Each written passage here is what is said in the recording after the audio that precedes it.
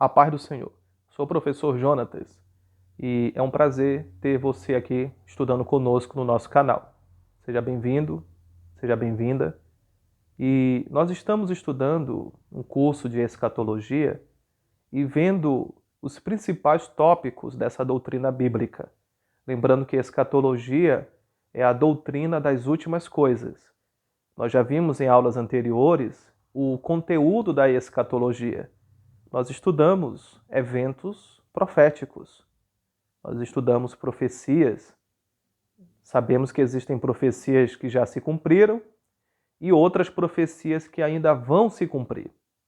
Nós vimos também que existem duas formas de interpretação da Bíblia, um método dispensacionalista e um método aliancista. Falei que a forma dispensacionalista é a mais adequada. Por quê? O método dispensacionalista interpreta a Bíblia de forma literal.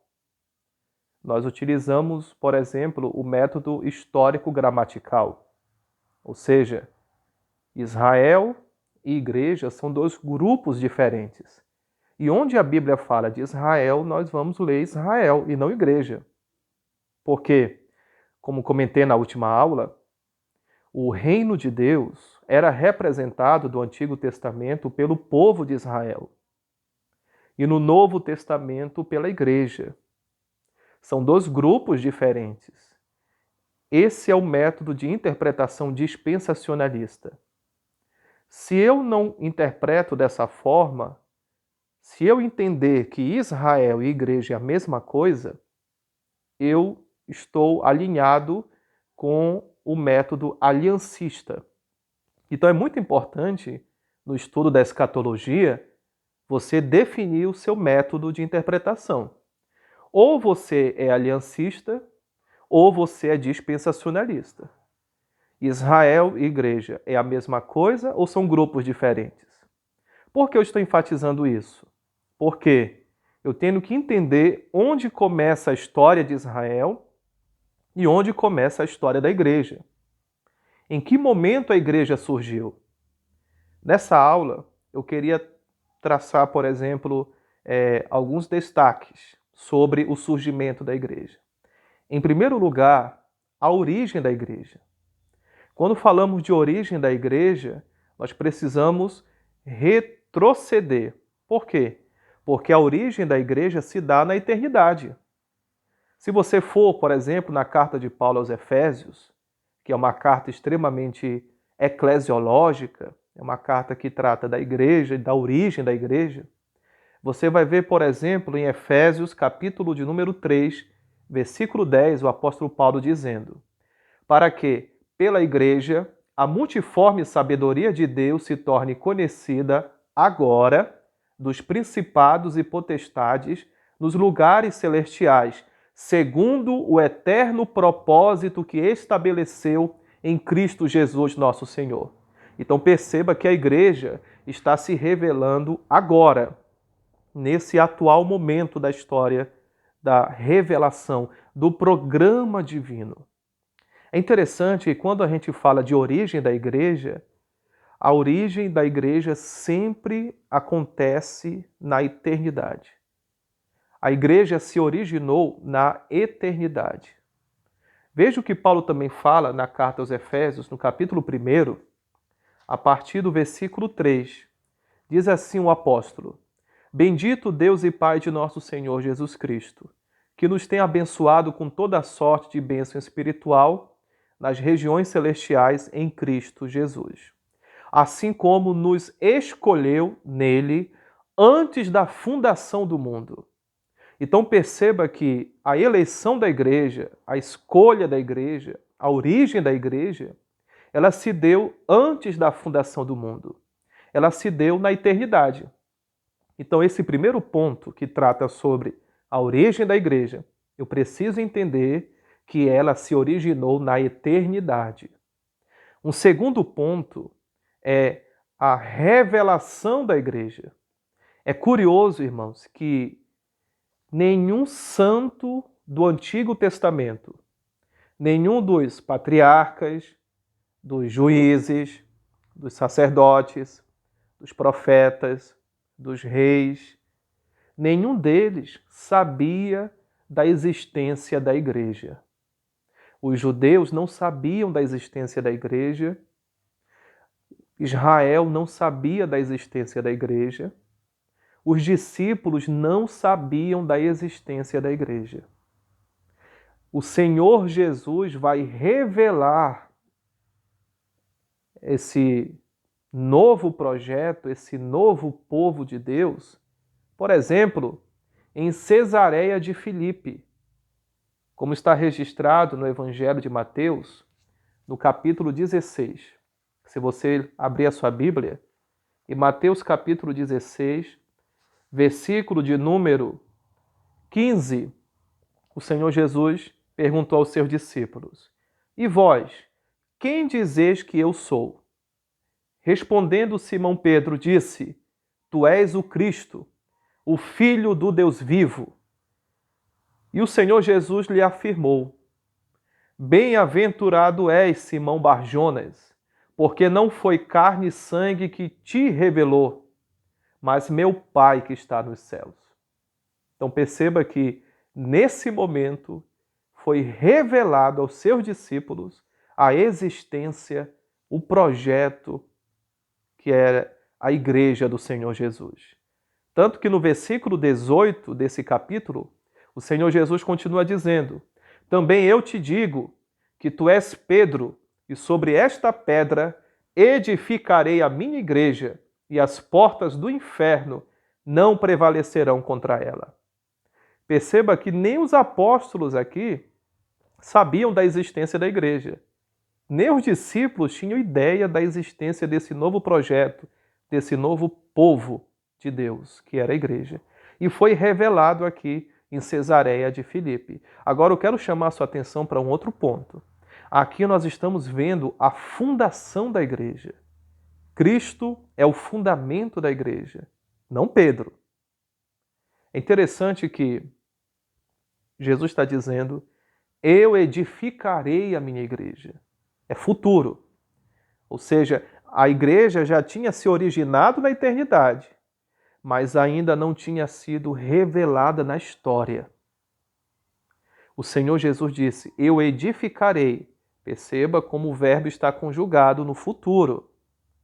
A igreja, a origem dela é na história, da eternidade. Porém, o seu surgimento é na história terrena. A igreja, ela só vai surgir depois da crucificação, ressurreição e ascensão do Senhor Jesus. Eu sempre gosto de pontuar esse detalhe, irmãos. Por exemplo, a igreja, ela surgiu antes da cruz ou depois da cruz? É interessante que, se você observar, o surgimento da igreja é depois da crucificação, depois da ascensão de Cristo. Historicamente, a igreja ela inicia suas atividades na terra em Atos dos Apóstolos, no dia de Pentecostes, na chamada Festa das Semanas dos Judeus. É interessante que é ali que a igreja ela surge.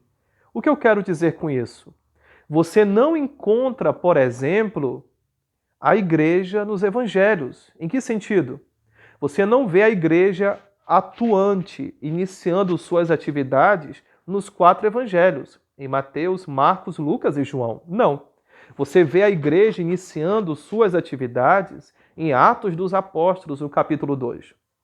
É interessante também que no dia que Jesus ressuscitou, em João capítulo 20, está escrito que ele apareceu no meio dos apóstolos, no meio dos discípulos, e ele disse: Pai seja convosco. Assim como o Pai me enviou, eu envio a vós. Ali Jesus estava iniciando, dando o pontapé inicial para a atividade da igreja na terra. É curioso que ali naquele momento, Jesus, ele sopra o seu espírito sobre os seus discípulos. A partir daquele momento, o Espírito Santo passa não apenas a estar com os discípulos, mas nos discípulos, habitando nos discípulos.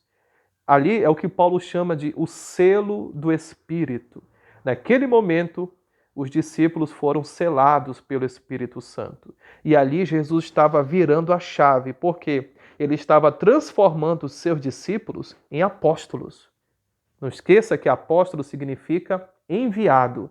Jesus disse, João capítulo 20, versículo 21, assim como o Pai me enviou, eu envio a vós. Ou seja, Jesus estava iniciando a sua igreja e a primeira liderança espiritual da igreja foram os apóstolos. Eles que receberam a autoridade do próprio Cristo para dar início à igreja de Cristo na terra. É por isso que em Atos 2,42 está escrito que aquela primeira igreja ali perseverava na doutrina dos apóstolos. E o que é a doutrina dos apóstolos? A doutrina dos apóstolos é tudo o que Jesus ensinou e eles simplesmente tiveram que transmitir para os novos discípulos do Senhor Jesus. Um outro ponto muito interessante, irmãos, o que eu quero enfatizar aqui, e isso é fundamental em escatologia, é saber que o cabeça de Israel foi Abraão. Israel começou com o patriarca Abraão, em Gênesis capítulo 12. E o cabeça da igreja é Cristo. Israel iniciou com a chamada de Abraão. E a igreja, onde ela se originou? Na eternidade. É curioso que Jesus disse, por exemplo, antes que Abraão existisse, eu sou. E eu faço uma pergunta para você. Existe corpo sem cabeça? A igreja é o corpo. Jesus é o cabeça. A pergunta que eu faço, em que momento Jesus se torna o cabeça da igreja? Se você for na carta aos Efésios, uma carta extremamente eclesiológica, você verá o apóstolo Paulo nos dizendo em que momento Jesus se tornou o cabeça da igreja. Capítulo 1, versículo de número 19. Acompanhe. E qual a suprema grandeza do seu poder para com os que cremos, segundo a eficácia da força do seu poder, o qual exerceu ele em Cristo, ressuscitando dentre os mortos e fazendo-o sentar à sua direita nos lugares celestiais. Perceba que esse versículo 20 está dizendo que Deus ressuscitou a Cristo dentre os mortos e, segundo, o fez assentar à sua direita nos lugares celestiais. Aqui, depois que Jesus ascendeu aos céus, ele está agora na melhor posição que existe, à destra do Pai, à direita do Pai. E no versículo 21, Paulo continua, acima de todo principado, potestade, poder e domínio, e de todo nome que se possa referir, não só no presente século, mas também no vindouro, e pôs todas as coisas debaixo dos pés, e para ser o cabeça sobre todas as coisas, o deu à igreja, a qual é o seu corpo, a plenitude daquele que tudo enche em todas as coisas. Então perceba que Jesus só se tornou cabeça da igreja depois que ele morreu, ressuscitou, ascendeu e agora está assentado à direita do Pai. Em outras palavras, irmãos, não existe corpo sem cabeça.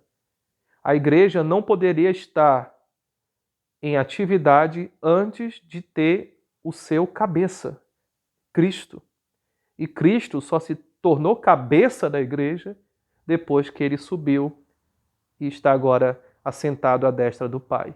Em outras palavras, em que momento surge a igreja como corpo de Cristo? Em Atos dos Apóstolos. Depois que Jesus subiu aos céus e apareceu aqueles anjos dizendo, varões galileus, por que estáis com os vossos olhos fitos no céu?